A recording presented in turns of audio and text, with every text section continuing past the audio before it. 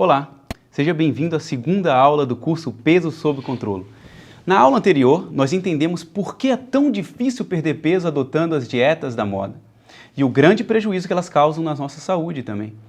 Eu concluí a aula dizendo a você que existe sim um caminho mais eficiente e menos doloroso para atingir o seu peso ideal, de forma saudável e também definitiva.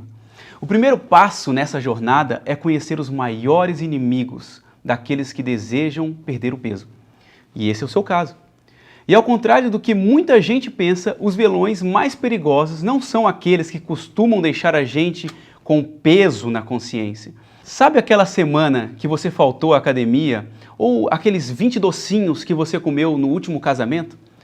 Pois é, essas coisas têm pouca influência no seu ganho de peso.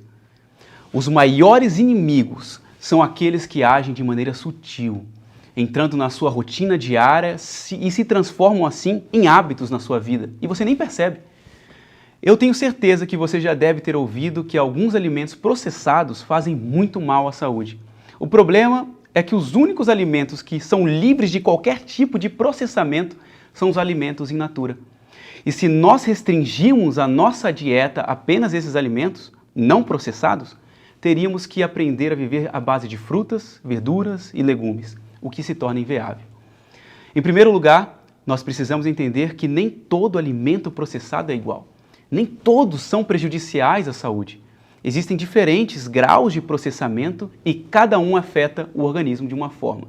Em primeiro, nós temos alimentos que não são processados, que eu já mencionei, com os alimentos in natura, as frutas, verduras e legumes. Esses alimentos não possuem contraindicação. Quanto maior for a porção delas na sua alimentação, na sua dieta, melhor para a sua saúde e também para o seu peso, óbvio. Já no primeiro nível de processamento, temos os alimentos minimamente processados. Aqueles em que o processo não envolve adição de substâncias, mas a retirada e a limpeza, ou moagem, secagem, fermentação e pasteurização, para facilitar o consumo destes alimentos. Nesse grupo nós temos a farinha, temos a aveia, o azeite, o feijão, o queijo, o leite e até mesmo sucos naturais. Como esses alimentos estão praticamente em seu estado natural, eles podem ser consumidos com mais liberdade, mas sempre que possível dando preferência às versões integrais, ao invés dos refinados, porque as fibras dos alimentos integrais ajudam na digestão e garantem uma sensação de saciedade. Ou seja, quando você come alimentos integrais, você se sente satisfeito por mais tempo e também de forma mais rápida. Ou seja, você demora para sentir fome e também se satisfaz rapidamente. Em seguida, nós temos os alimentos processados, aqueles em que ocorre a adição de sal, açúcar, gordura ou vinagre aos alimentos in natura ou minimamente processados, para ajudar na sua preservação ou para melhorar o sabor. Como, por exemplo, nós temos o caso do milho em conserva, ou a ervilha em conserva em lata, extrato de tomate, queijos, pães de padaria, aqueles que ficam duros no dia seguinte, ou um suco natural adoçado. Esses alimentos precisam ser consumidos com mais cuidado, porque o excesso das substâncias adicionadas podem causar problemas, como a hipertensão, o acúmulo de água, picos de glicemia e o aumento do colesterol. Por fim, nós temos o último grupo, formado pelos ultraprocessados. São os alimentos que estão mais distantes dos naturais. São formados a partir da combinação de muitos ingredientes isolados, abusando de aditivos químicos, conservantes, sal, gordura, corante, substâncias artificiais que servem até para realçar o sabor. Os exemplos mais comuns são os snacks salgados, os enlatados, os congelados, refrigerantes, biscoitos, doces, sorvetes e bolos. Esse é o grupo mais prejudicial, porque além de ter como combinação perigosa de carboidratos e gorduras, que é algo muito importante que vamos falar lá no curso na frente, também são muito pobres em nutrientes, fornecendo uma energia de baixa qualidade ao seu organismo. A grande dúvida de muitas pessoas é: os alimentos processados devem ser proibidos na minha alimentação?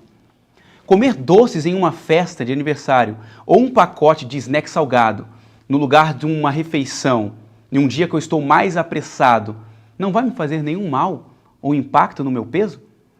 O grande perigo está em fazer com que essas situações atípicas se tornem um hábito e passem a fazer parte da sua rotina.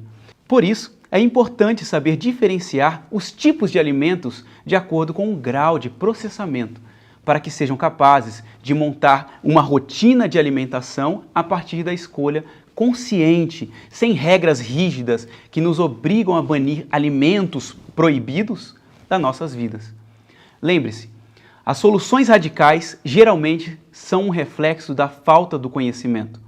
Bom, vamos seguir na nossa lista de vilões com um outro inimigo discreto e que também faz parte da nossa rotina moderna, infelizmente, né?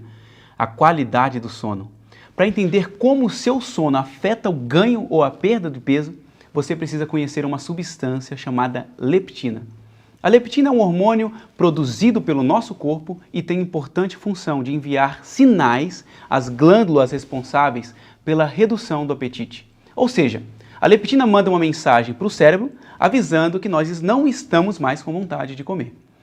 Já a grelina é um hormônio que tem uma função contrária à da leptina. Ela induz o apetite. É conhecida como o hormônio da fome.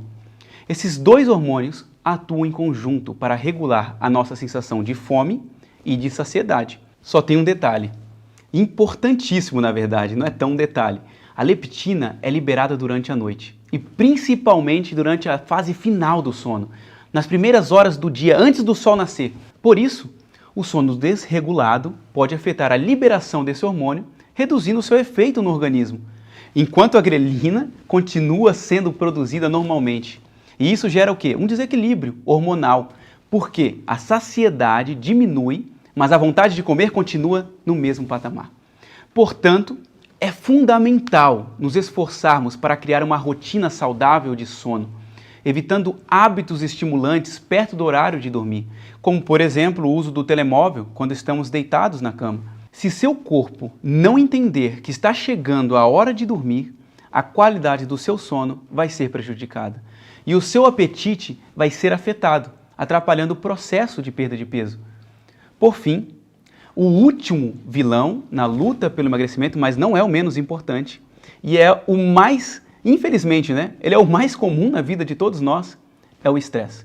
Altos níveis de estresse estimulam a produção de um hormônio chamado cortisol, que possui funções muito importantes como a regulação do metabolismo e também a redução de inflamações corporais.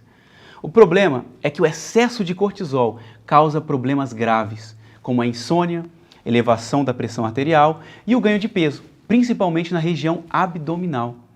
Para piorar, estudos indicam que estresse também estimula a produção da grelina no estômago. Lembra dela? Eu falei ali atrás, é o hormônio da fome, exatamente. Isso significa que muitas pessoas que têm uma rotina estressante e ainda dormem mal, vai ter um aumento na produção da grelina e uma redução da leptina, desregulando todo o equilíbrio hormonal do corpo. E por isso ele vai sentir mais fome e menos saciedade, ou seja, vai acabar comendo mais. Entenderam por que o estresse é um dos vilões mais perigosos, principalmente na nossa rotina moderna? Tão agitada, tão exigente, cheia de cobranças e tão cheia de ansiedade? Por isso não adianta ter uma dieta restritiva, um cardápio bem definido, horários certos para comer, se a sua saúde mental e emocional não está em dia. Pensando nisso, na nossa próxima aula, vamos fazer uma reflexão sobre as razões que levaram você a entrar nessa luta pelo peso ideal. Afinal de contas, por que você quer emagrecer? Pode parecer uma pergunta simples, mas garanto que a resposta envolve questões mais profundas do que você imagina. Então eu espero você na próxima aula para juntos descobrirmos a resposta para essas perguntas. Até lá!